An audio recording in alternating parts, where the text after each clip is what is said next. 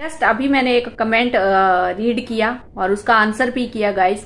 तो वहां पे ये मदर पूछ रही हैं कि उनका बेटा 10 इयर्स का है और मैं इनको गाइड करूं कि 10 इयर्स तक मेरे बच्चे को क्या क्या चीजें सीख जानी चाहिए।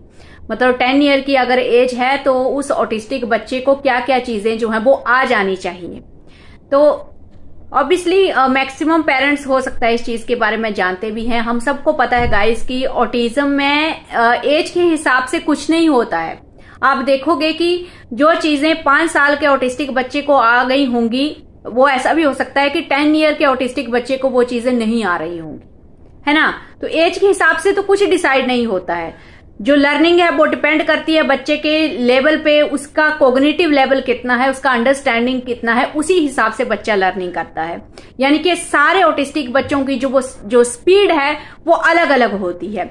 तो कई सारे पेरेंट्स इस बात को सोचकर कई बार डिप्रेशन में जाने लगते हैं जब हम कंपेयर करते हैं सेम ऑटिस्टिक बच्चों को। जब हम लोग कंपेयर करते हैं कि इसका ऑटिस्टिक बच्चा ये सब चीजें सीख गया, मेरा ऑटिस्टिक बच्चा अभी तक ये चीजों को नहीं सीखा है, तो कई बार हम अपने आप को डिमोटिवेट भी करते हैं और मतलब डिप्रेशन में जाते हैं। इस बात का बहुत ज्यादा स्ट्रेस आता है।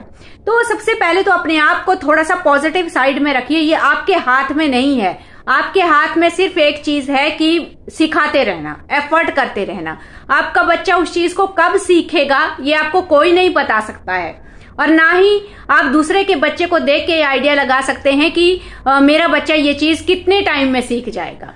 तो अर्नब ने भी कई चीजें कई सालों में सीखी। जैसे रीडिंग की अगर हम लोग बात करें तो उसको लग गए 4-4.5 साल लग गए उसको रीडिंग सीखने में, प्रॉपर इंग्लिश और हिंदी की। तो कई ऐसे ऑटिस्टिक बच्चे होंगे जिनको रीडिंग में कोई प्रॉब्लम आई नहीं, वो नॉर्मल बच्चों की तरह सीख गए। तो यहाँ पे क्या डिपेंड कर रहा है, कॉग्निटिव लेवल। मेरे बच्चे को ज्यादा टाइम लगा, तो किसी बच्चे को ज्यादा टाइम लगेगा, किसी बच्चे को कम टाइम लगेगा। कई बार हम लोग कंपेयर करते हैं एक दूसरे के ऑटिस्टिक बच्चों को, और जब हमें पता चलता है कि मेरे बच्चे की एज ज्यादा हो गई और मेरे बच्चे ने ये चीजें अभी तक सीखी नहीं है, बाकी बच्चे कम एज में सीख गए, तो काफी ज्यादा डिमोटिवेशन होती है, डिप्रेशन में जाते हैं हम लोग और एफर्ट्स करना छोड़ देते हैं। ये सोच लेते हैं कि मेरा बच्चा इस चीज को नहीं सीखेगा। नहीं गाइस, आपके बच्चे का कॉग्निटिव लेवल कम हो सकता है, बट ऐसा नहीं है। अगर स्पीड स्लो हो सकती है, लेकिन ये नहीं होता है कि बच्चा नहीं सीखेगा। तो अभी भी अर्नब की अगर मैं बात करूं तो अर्नब की जो राइटिंग है ना वो चेंज होती रहती है। कई बार वो अच्छे से लिखेगा, कई बार वो बहुत गंदा लिखेगा, तो अभी भी वो चीज चली हुई है।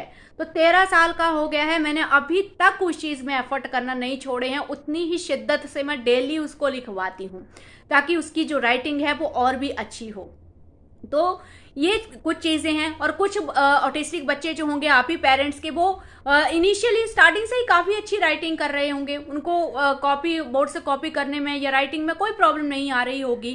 तो प्लीज इन चीजों के पीछे मत जाइए। होता क्या है कि जब हम कंपेयर करते हैं ना और एक टारगेट बना लेते हैं कि ये 6 महीने में या 1 साल में या मेरा बच्चा 5 साल का हो जाएगा तो मैं ये चीजें अपने बच्चे को सिखा दूंगी। हो ही नहीं सकता, वो आपके हाथ में नहीं है, वो आपके हाथ में नहीं है। और जब वो टारगेट पूरा नहीं होता है ना तो बहुत ज्यादा दुख होता है और हम लोग डिप्रेशन में जाते हैं।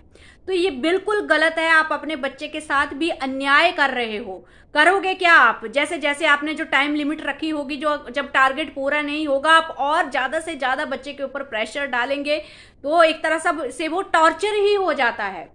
तो ये चीज नहीं देखनी है। धीरे धीरे उस चीज को बस कंटिन्यूअस रखो। जो चीजें आप सिखा रहे हो उन चीजों को कंटिन्यूअस रखो, चाहे 10 साल हो रहे हैं, चाहे 13 साल हो रहे हैं। आज भी कई ऐसी चीजें हैं जो स्टार्टिंग से अर्नब नहीं सीख पाया। जैसे राइटिंग की अगर मैं बात करूं तो प्रॉपर राइटिंग जो है ना, उसकी जो प्रॉपर राइटिंग है वो अभी तक नहीं आ रही है। यानी कि जब मैं बैठूंगी, अगर मैं सामने बैठी हूं ना उसके, तो वो बहुत अच्छा लिखता है, लेकिन जैसे ही मैं बाहर जाऊंगी तो वो उसका राइटिंग जो है वो इतना अच्छा नहीं रहता है। हालांकि ना मैं कोई हाथ पकड़ती हूँ उसका जब मैं बैठती हूँ, ना मैं उसको बताती हूँ, ना फिंगर रखती हूँ। बस मैं साथ में ऐसे, चाहे उसके साथ बैठ के, चाहे मैं जस्ट फोन देख रही हूँ, तो भी वो बहुत अच्छे से लिखेगा। तो उसका क्या मतलब है, जब मैं बैठी हूं ना तो फोकस 100% होता है। जब मैं जाऊंगी ना तो उसका जो फोकस है ना वो हिल जाएगा। तो उसी की ट्रेनिंग अभी मैं दे रही हूं।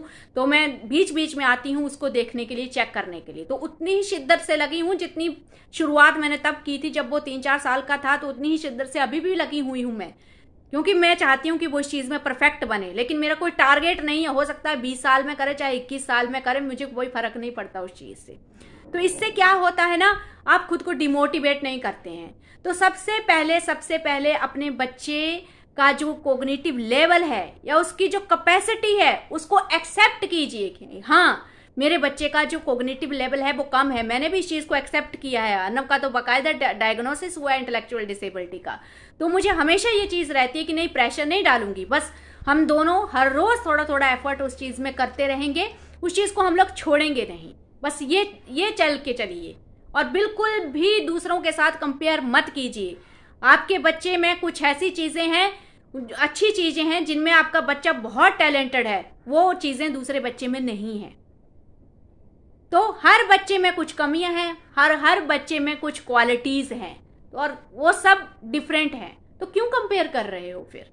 तो इन चीजों के पीछे मत भागिए, बस अपने बच्चे को देखिए और अपने एफर्ट्स को देखिए, वहीं पे फोकस कीजिए, इधर उधर मत देखिए।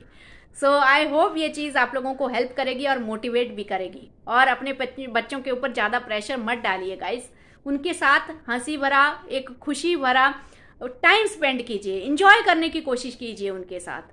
मैं देखती हूँ जैसे अर्नव बहुत ज्यादा मिस करता है। इवन अभी तो वो मेरे साथ खेलने में लगा हुआ है। 1 वीक से मैं परेशान हो चुकी हूँ, जब से उसको स्पेशल स्कूल में डाला है। पता नहीं वो अपने फादर के साथ इतना नहीं खेलता और मेरी हालत खराब हो गई है। घर में आके मैं कुकिंग कर रही हूँ, मैं कुछ भी कर रही हूँ, बैठी हूँ, प्रोवोक करता है वो खेलने के लिए और मस्ती करने के लिए।